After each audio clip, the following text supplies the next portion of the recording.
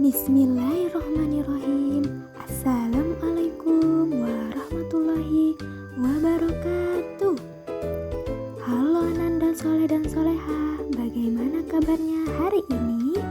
Semoga semua dalam keadaan sehat ya. Baik Soleh dan Soleha, sebelum pembelajaran dimulai, marilah kita bersama-sama mengucap basmalah. Bismillahirrahmanirrahim. Baik Soleh dan Soleha, hari ini kita belajar tematik ya. Tema 3, subtema 2, yaitu keberagaman lingkungan hidup di sekitarku. Quran Surah Al-An'am ayat 38, yang artinya, dan tidak ada seekor binatang pun yang ada di bumi dan burung-burung yang terbang dengan sayapnya, melainkan semuanya merupakan umat-umat juga seperti kamu. Tidak ada sesuatu pun yang kami luputkan di dalam kitab. Kemudian kepada Tuhan mereka dikumpulkan. Ayat ini menyatakan bahwa Allah menguasai segala sesuatu. Ilmunya melingkupi seluruh makhluk yang ada. Dialah yang mengatur alam semesta, dan kita semua pasti akan kembali kepadanya, mempertanggungjawabkan segala amal perbuatan yang telah kita lakukan selama di dunia ini. Bismillah, kita ke pokok pembahasan yang pertama, yaitu muatan PPKN, hak dan kewajiban terhadap hewan di sekitar. Kemudian muatan IPA, bagian-bagian tubuh hewan. Kemudian muatan IPS, hewan langka di Indonesia, dan karakteristik tempat hidup hewan. Kemudian yang terakhir ada SBDP, yaitu Bismillah, kita masuk ke muatan PPKN.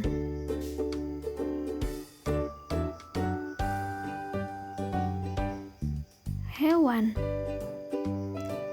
yaitu binatang atau satwa yang seluruh atau sebagian dari siklus hidupnya berada di darat, air, dan udara, baik yang kita pelihara maupun yang berada di habitat atau tempat tinggalnya. Nah, Soleh dan Solehah, di sini siapa yang memiliki hewan peliharaan? Nah, di sini ada contoh hewan peliharaan, yaitu ada kucing, ikan, kelinci, bebek, burung, kura-kura, dan lain-lainnya. Nah, Soleh dan Solehah, bagaimanakah sikap kalian terhadap hewan tersebut? Baik, sebelumnya kita akan pelajari dulu hak kita terhadap hewan peliharaan. Yang pertama, kita mendapatkan kegembiraan saat memiliki hewan peliharaan. Kemudian kita dapat bermain dengan hewan peliharaan dan menghilangkan rasa bosan. Nah, baru sekarang adalah kewajiban kita terhadap hewan peliharaan. Yang pertama, kita harus memberi makan dan minum secara rutin. Kemudian, kita memberikan kandang dan rajin membersihkannya. Kemudian, kita mengobati hewan peliharaan ketika sedang sakit. Dan yang terakhir, membersihkan dan memandikannya. Inilah kita lanjut ke muatan IPA.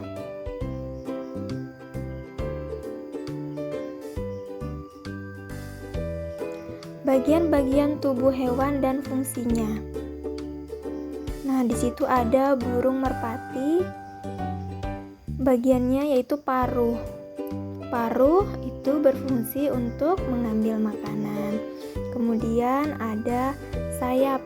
Nah, sayap ini fungsinya untuk bergerak atau terbang. Kemudian ada ekor.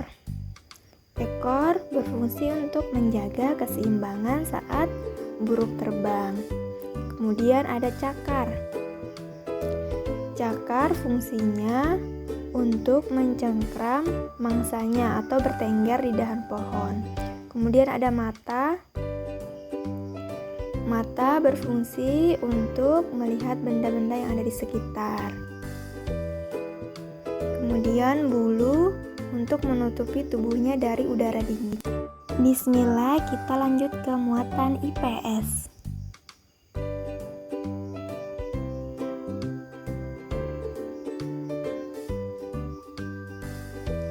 Hewan langka di Indonesia. Selain tumbuhan, manusia juga membutuhkan hewan untuk memenuhi kebutuhan hidupnya. Hewan langka terjadi karena beberapa faktor. Yang pertama, rusaknya habitat asli. Misalnya karena pembakaran hutan untuk lahan pertanian, aktivitas eksploitasi sumber daya alam, pertambangan, penebangan kayu, pembakaran hutan untuk lahan pertanian, penangkapan ikan dengan pukat atau diracun. Kemudian faktor lainnya yaitu perburuan liar, yaitu mengambil hewan secara ilegal dan bertentangan dengan peraturan yang ada. Contoh hewan langka di Indonesia. Yang pertama ada penyu. Penyu ini banyak dijumpai di wilayah pesisir pantai Berau, yaitu penyu hijau dan penyu besisik. Banyaknya perjualbelian telur penyu dan aksesoris dari sisik penyu ini membuat kelangsungan hidup penyu semakin berkurang. Kemudian, penyu ini juga dilindungi dan dilestarikan di konservasi penyu Pulau Belambangan, yaitu pulau kecil yang berbatasan dengan Filipina. Yang kedua ada orangutan. Orangutan dikategorikan sebagai hewan langka endemik, yaitu hewan yang hanya ada di Kalimantan. Karena adanya perburuan liar dan pembakaran hutan, sehingga habitat atau tempat hidupnya menjadi rusak. Kemudian, hewan ini dilindungi di Suaka Marga Satwa Tanjung Puting yang ada di Kalimantan Tengah. Kemudian ada burung enggang atau biasa kita sebut burung rangkok. Burung rangkok ini adalah jenis burung khas Pulau Kalimantan, terutama yang ada di Kalimantan Timur. Selanjutnya ada harimau Sumatera. Harimau ini hanya dapat ditemukan di Pulau Sumatera, Indonesia. Keberadaannya semakin langka karena pemburuan liar untuk diambil kuku dan kulitnya. Sehingga hewan ini dilindungi di salah satu konservasi Taman Nasional Gunung Lesur, yaitu di Aceh dan di Sumatera Utara. Kemudian ada burung cendrawasih. Nah, burung cendrawasih ini berasal dari Papua. Burung ini banyak diburu untuk diperdagangkan karena memiliki bulu yang sangat indah. Kemudian, hewan ini dilindungi di Taman Nasional Teluk Cendrawasih yang berada di Papua Barat. Kemudian ada komodo. Nah, komodo ini hanya terdapat di Pulau Komodo. Hewan ini dilindungi ya di Taman Nasional Pulau Komodo, yaitu Kepulauan Nusa Tenggara.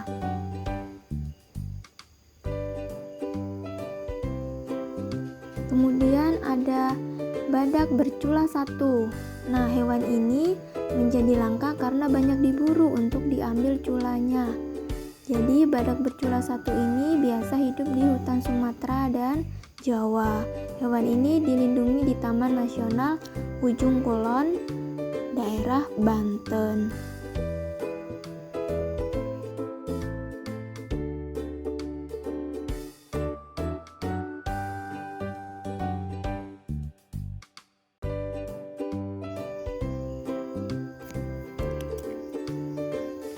Selanjutnya, upaya melestarikan hewan langka.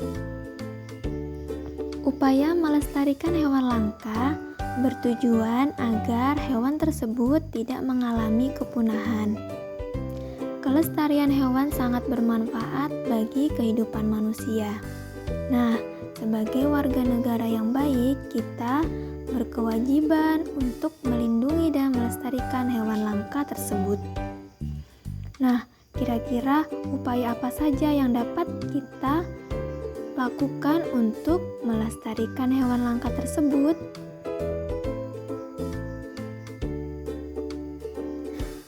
Ya, yang pertama tentunya kita tidak boleh merusak habitat atau tempat tinggal hewan tersebut, dan kita juga tidak boleh melakukan pemburuan liar terhadap hewan langka tersebut ya.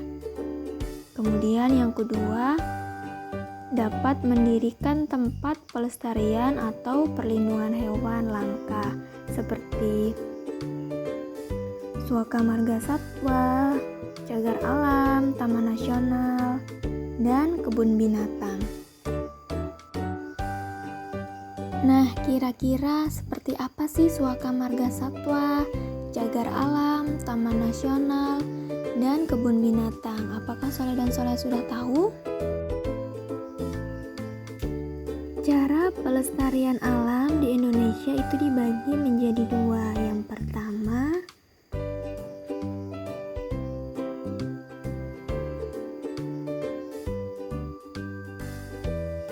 usaha pelestarian alam yang dilakukan di dalam habitat aslinya atau biasa disebut in situ. Kemudian yang kedua, usaha pelestarian alam yang dilakukan di luar habitat aslinya atau biasa kita sebut ex situ.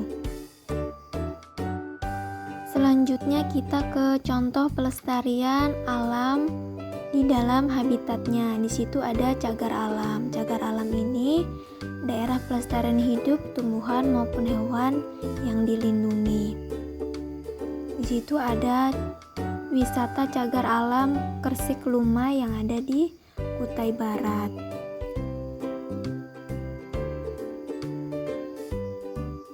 Cagar alam ini melindungi tanaman anggrek yang sangat beragam. Kemudian ada Suaka Marga Satwa, yaitu bagian dari cagar alam tetapi khusus untuk melindungi binatang liar yang ada di dalamnya. Contohnya itu ada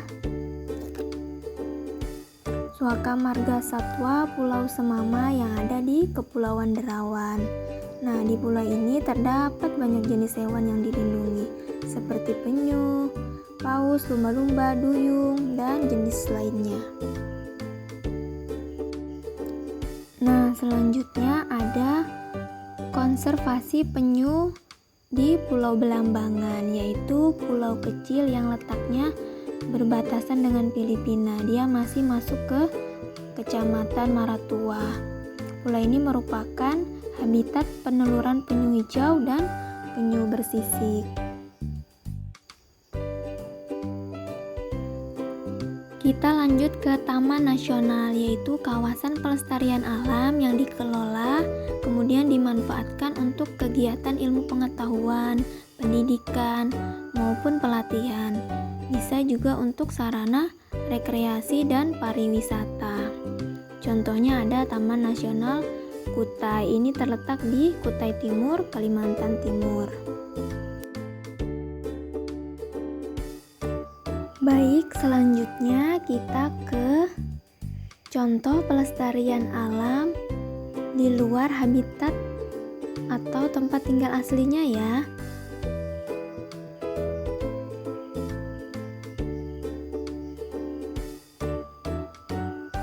Yaitu ada kebun binatang. Kebun binatang merupakan tempat memelihara berbagai binatang untuk perlindungan, pembiakan penelitian, dan sebagai tempat rekreasi. Contohnya ada di Taman Satwa Jahri Saleh Banjarmasin dan Taman Safari Bogor Jawa Barat.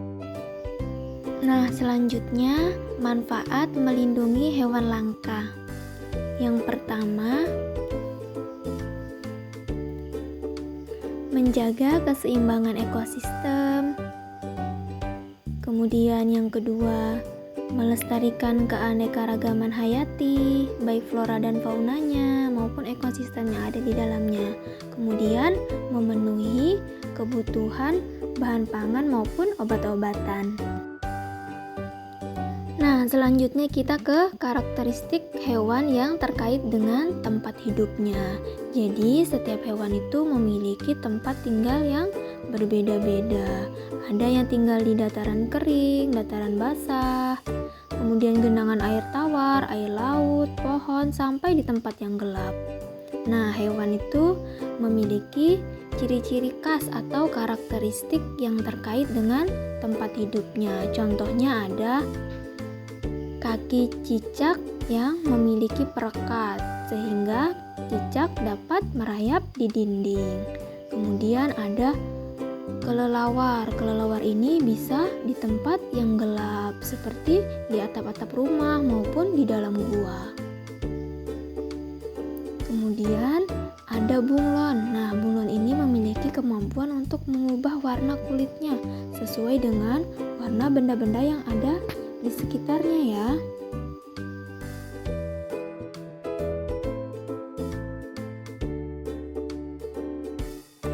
Bismillah, kita ke muatan SBDP.